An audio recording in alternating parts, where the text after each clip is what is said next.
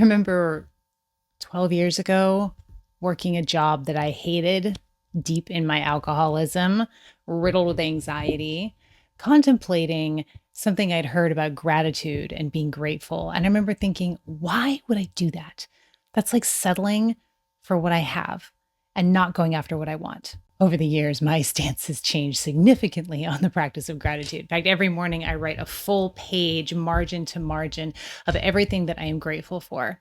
I try my best to live from a place of constant gratitude and appreciation for everything that's going on in my life. When shitty things happen, I'm in the habit now of going, what is there to be grateful for? What's working? As opposed to, this is bullshit. And I've gotten pretty good at it. I'm not perfect at it. I've gotten pretty good at it. Today, I was recognizing how far I've come from that young woman, dozen or so years ago, to my experiences of today. Dozen or so years ago, everything was a struggle. Everything hurt, mind, body, and soul. I was digging myself into a deeper and deeper hole, and I didn't know that the latter was gratitude until I did. And so ever since I learned that, I've been climbing that ladder one painful rung at a time, because it takes an ego death to step fully into authentic gratitude. And that has been a process for me. So while a dozen years ago, I couldn't understand why anybody would choose to be grateful because it meant keeping them where they were, to today, I realized that I'm so grateful to my son's shooter.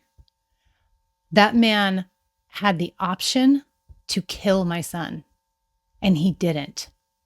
Yeah, he's a dick. He robbed him and his girlfriend. He shot him in the leg. But then he had two weapons. And instead of pointing it on Turner when he was down, or turning and pointing it on Lily when she was backed away, he chose to walk away. Now, I'm not thrilled with that man. My son's really not thrilled with that man. None of us are thrilled with him. But his karma is on him. God's got that. I'm focused, inherently focused. I don't even have to force this. I'm inherently focused on the fact that he didn't kill my son. My son's alive. My son's recovering from his wound.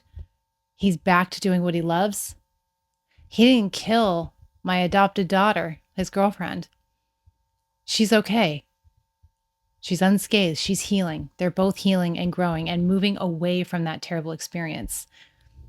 His life is his own. Thank you, sir. Whoever you are, because they did not catch him. Thank you, sir, for not taking away my son and daughter from me. Nothing else matters from that situation, not from my view. Okay, talk to me. What does gratitude bring up in you right now? And remember the rungs of the ladder. Wherever you are is fine.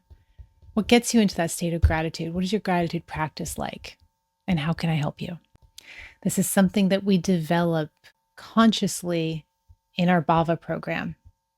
Spiritual leadership, which is what we do at the Bhava Spiritual Mission, we help spiritual leaders become more of who they are, more authentic, more powerful, more impactful, by helping them tap into divine source energy through developing their intuition, through healing their trauma, through deconditioning themselves, and through cultivating this practice of gratitude and appreciation, which is a direct line to source guidance. Tools that I teach in Bhava is how I got from there 12 years ago, completely misunderstanding gratitude, to today with joy in my heart, despite what happened to my son, because I can see very clearly what to be grateful for. I can't wait to hear. I love you.